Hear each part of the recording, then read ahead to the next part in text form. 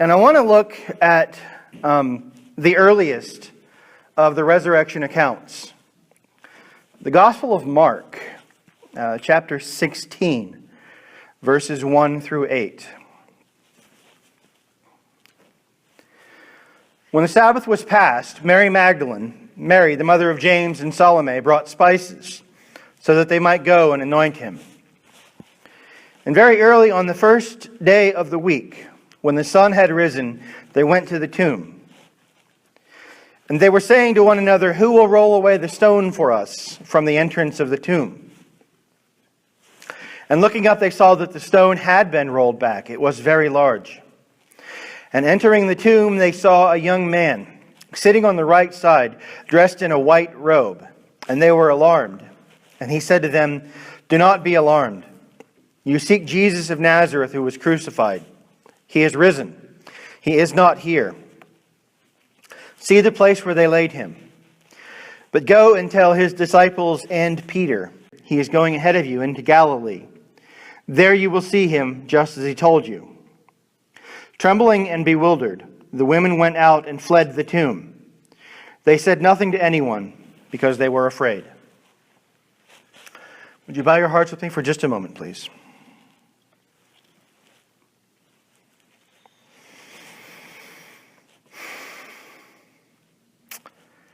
Father, in these next few moments, may the words of my mouth and the meditations of my heart be acceptable unto you, O God, my rock and my redeemer.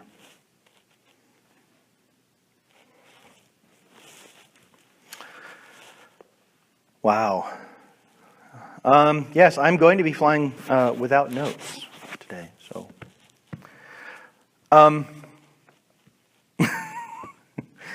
this has never happened before. I'm very sorry. Okay, so when was Mark written? Most scholars tell us that Mark was written sometime between 14 AD, or 12 AD, I guess, and 30 AD. No, I'm sorry. Between 42, I'm mixing my numbers up, between 42 and 60 AD. That is 12 to 30 years after the crucifixion. Now, just as an aside note, why did Mark wait so long to write down his story?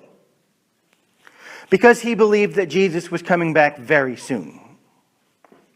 They were going out and telling everyone the story, and he believed that Jesus would be coming back later in the week. And when it became apparent to the apostles that he wasn't coming back later that week, or that he wasn't coming back this year, or that he wasn't coming back in the next 10 years, they decided that they needed to write these things down. And so Mark was the first, setting down Peter's words. Mark writes his gospel somewhere between 42 and 60 AD. Now, if we use the latest date possible for Mark, 60 AD, I don't hold this date myself, but we see that 60 AD is 30 years after Jesus passed, right? What was 30 years ago from today? 30 years ago from today was 1987. Does anybody remember 1987? Okay, some of us, yeah. We have some recollections of 1987. For example, 1986 was the shuttle disaster. The Challenger exploded over Cape Canaveral. Does anybody remember that? Yeah, see, every head nods. Does anybody know the name of the special passenger on that ship? Yeah, it was a lady. What was her profession? School teacher. She was a school teacher. She had black curly hair, and her name was Christa McAuliffe. Okay? Yeah, we all remember this now with a little prompting. Christa McAuliffe was supposed to be the first teacher in space. And it was an outreach program by NASA to get more kids interested in the space program. What happened in 1986, I was in the fifth grade. In the sixth grade, in 1987, 30 years ago, I attended Nelsonville York Junior High. My teachers were Tom Gumpf and Tammy Hall. Now, Tom Gumpf, Dr. Thomas Gumpf, is now the superintendent of schools over Nelsonville or something like that. He's got his PhD in education. Really great fella. Tammy Hall, I think, still lives in Nelsonville. And I remember one day I was sitting in Mr. Gumpf's classroom, and we're going over our vocabulary words for the day. And one of our vocabulary words was puny, right? It just had a list of 10 words every week that we added to our vocabulary. And Mr. Gumpf liked to review those words with us before the test. And he would apply a word to a student in the class, right? Just to make it memorable and make it personal to us.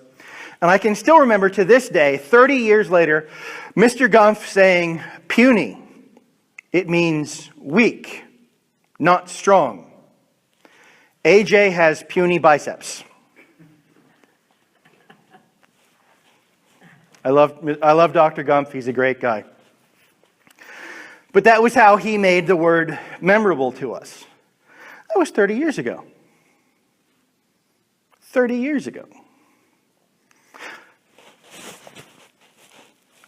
One day, I don't remember which day, but one day in 1987, after lunch, we all left the cafeteria and we went out onto the sidewalk, and there was a yellow line on the sidewalk. And if you stepped across that yellow line, you were in big trouble because that kept you from wandering out into the street. And I was standing there on that yellow line, just enjoying the day and waiting for the bell to ring so we could go back in and go to our next class. And a couple of girls started walking by. Now, I was trained as a gentleman, and I know that when a lady approaches you, you step back and you get out of her way. But I was on the yellow line. And I stepped back across that yellow line to let them pass. And guess who saw me? The high school wrestling coach. Weinfertner was his name. Now, it's a wimpy name, but Mr. Weinfertner was not a small man.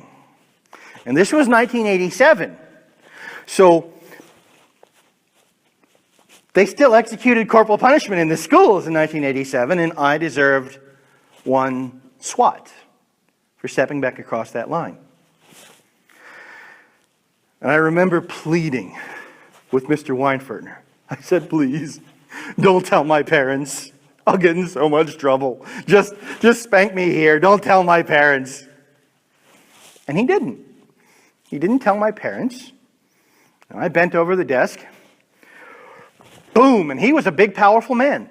He was the high school wrestling coach. And Mr. Weinfertner hit me, and I can almost still feel it. Right? But he impressed me. And so I decided that I was going to try out for some sports. This was a long time ago, right? I was going to try out for some sports, and a friend of mine said, yeah, you should join the basketball team. And I hated basketball. But I was a lonely kid, and I wanted to belong to something. So I stayed after school and waited for the first basketball practice. Basketball practice started at like 4:15 and school let out at 2:30. And so I was waiting, and the wrestlers were running. Because wrestling practice started right after school. So the wrestlers would run down 2 flights of stairs from the wrestling room into the basement, all the way across the school, up 4 flights of stairs to the top of the school, back across the school, and then back down to the basement, and that was a lap. And they would do like 12 or 16 of those laps. And I was just sitting there, bored. I thought, I wonder what that's like. So I started running laps with the wrestling team. And the coach saw me running laps with the wrestling team, and he said, you don't want to play basketball, you want to wrestle. And I did. That year, I wrestled the 95-pound weight class. Hard to believe, isn't it? I wrestled the 95-pound weight class that year. 30 years ago. Why am I telling you all these stories from my junior high? Because some of our critics like to say that none of the Gospels were written in a timely manner. None of the Gospels are reliable because they're written so very late. Now, if we give Mark the latest possible dating of 60 AD, Mark was written 30 years after Jesus died. We all remember events from 30 years ago. If we're more charitable, however, if we lean more towards the Christian side of scholarship, we'll say that Mark was written 12 years ago. Mark was written 12 years after the events that it reports, in 42 AD. Can anybody remember anything at all from 2005? Yep. Big year for me. I met my wife in 2005. I was working at Kinko's in Athens. What's the point of all of this? The point of this is to simply say that Mark is a reliable historical account of the things that happened. Written within the lifetime of witnesses who could verify or refute the things it reports. And what does Mark report? Mark reports that on the first day of the week, the women went to the tomb. They found the stone rolled away and the body gone. Inside the tomb there were angels who said, "He is risen."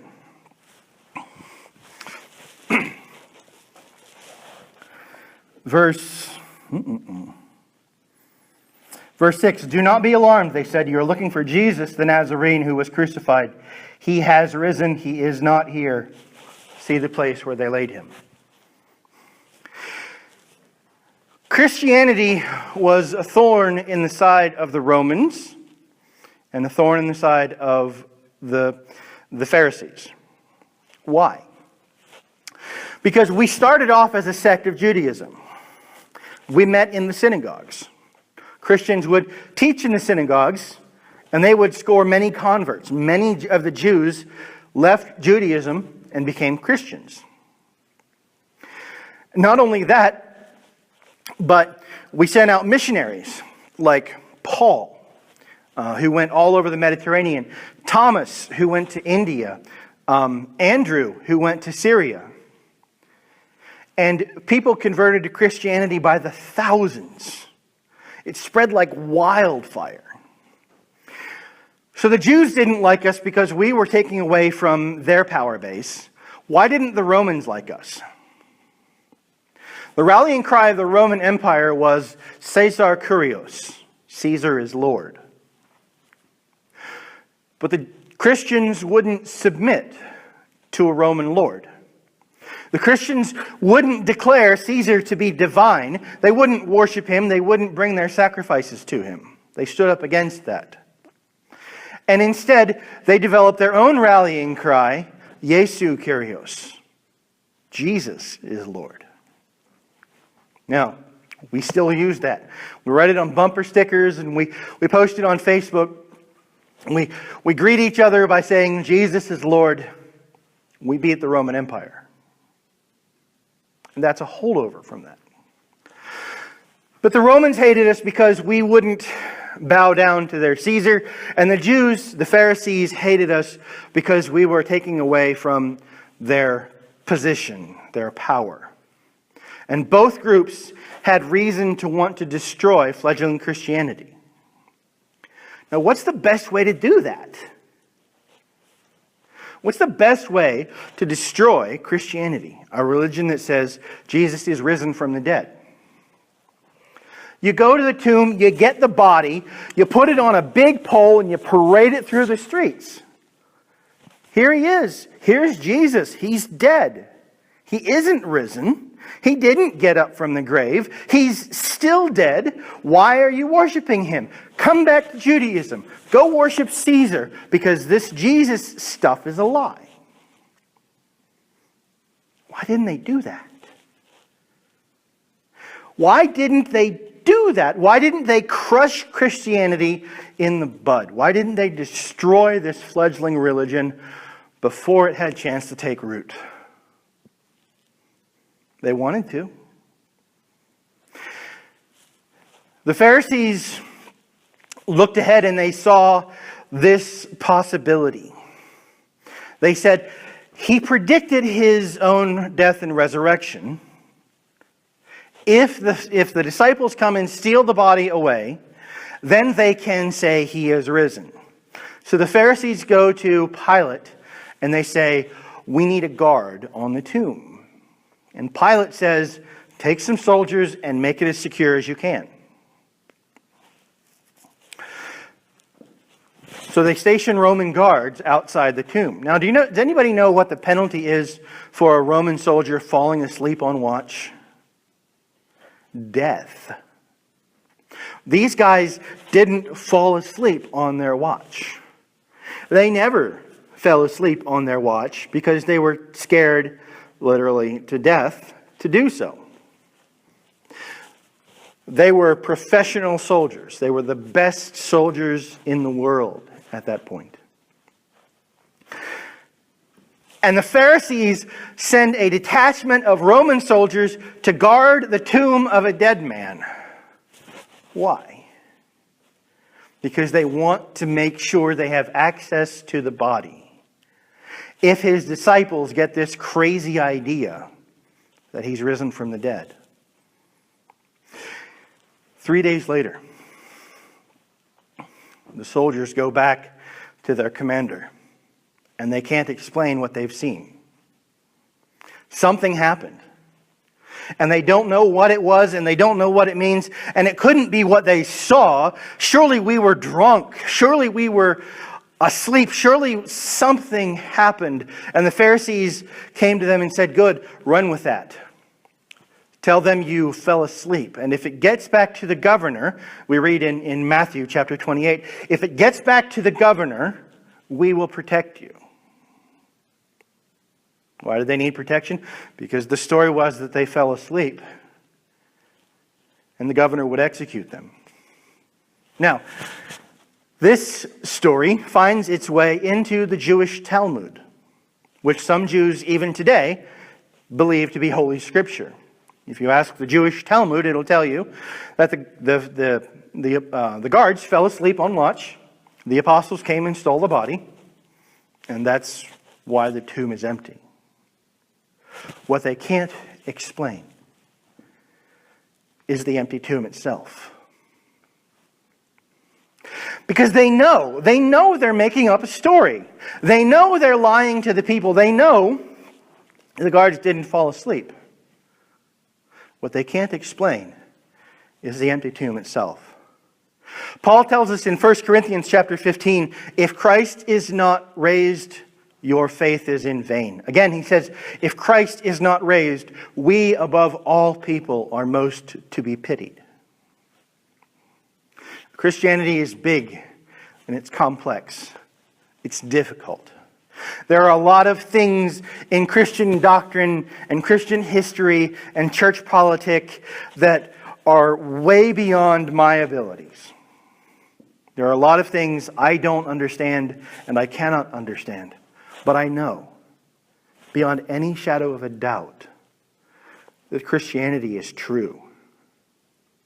I don't get all the doctrines. I don't get all the history. I don't get all of the things that have happened and the ideas and the philosophy. It's beyond me. And I'm studying. I'm trying to learn. But I know beyond a shadow of a doubt that Christianity is true. How do I know this? Because the 11 apostles, after Christ's resurrection, claimed to have seen him. Indeed, in 1 Corinthians chapter 15, Paul tells us that Christ appeared to the apostles and to Peter. And I love that phrase because Mark uses it as well. And to Peter. And there's more there. And then to over 500 of the brethren at once. Most of whom, Paul says, are still alive, though some have fallen asleep, some have died. These things are written during the lifetime of eyewitnesses. If these things were not so, other eyewitnesses could have come up and said, no, he didn't. They could have gone to the tomb and gotten the body and destroyed Christianity on the vine. But they couldn't. One further proof. The apostles, every one of them, died a martyr's death, except for John, who was martyred but didn't die, and that's a miraculous story. Peter and Paul were both crucified in Rome. Andrew went into Syria, where he was beaten to death. James was drawn and quartered. He had his arms and his legs tied to 4 different bulls who were all sent in different directions, and they ripped him to pieces. John was the only one who didn't die a martyr's death, but he was boiled in oil by the Romans. He was literally dipped into a pot of boiling oil, and Jesus delivered him from that. Why?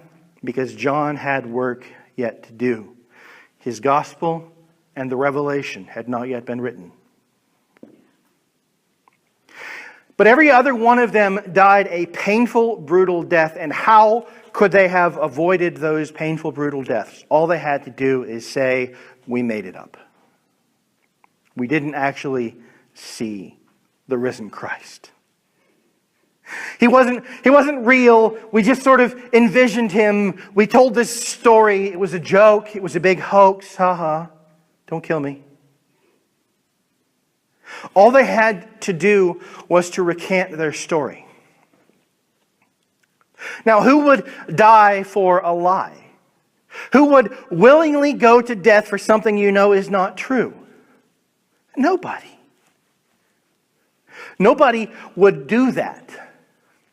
Because my life is more important than my jokes, although my jokes are pretty awesome sometimes.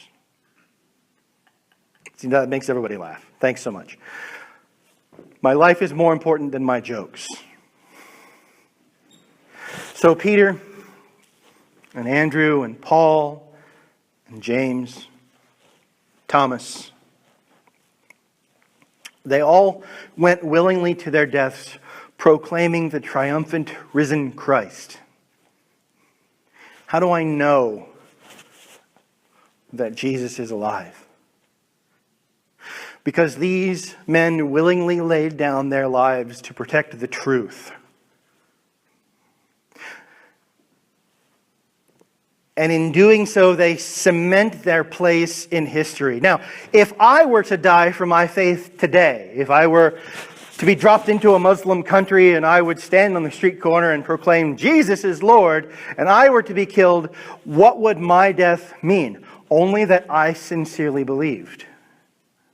It wouldn't prove the truth of Christianity, because I believe because I've been told. All my death would prove is that I believe the men who told me.